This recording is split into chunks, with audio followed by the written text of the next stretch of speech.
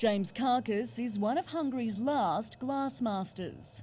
After working in London, he swapped the big city for a life in the Hungarian countryside, moving to Pest, one of the regions known for glassmaking.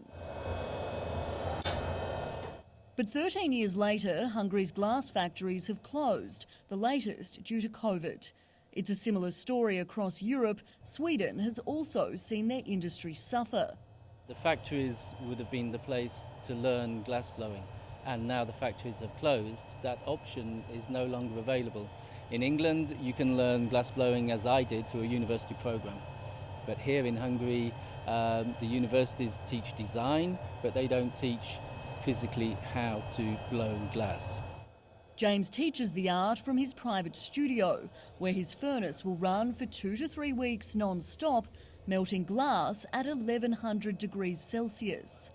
Students like Sylvia come from across Europe, but it can take decades to become a master. The weight of the material makes it difficult to work with. It's like honey. It's beautiful and difficult to control. It's like it's alive. You always have to be in focus. The glass works by itself and therefore requires a lot of attention. Glass blowing has survived for thousands of years, but the cost of running furnaces, the physical labour and time it takes to master the craft could see the art form disappear. While Hungary's glass culture could be lost, there's also a knock-on effect. It also causes lots of issues for having special work done. For example, restoration of glass will become increasingly difficult because the restoration of objects is done on a small scale, it's done locally.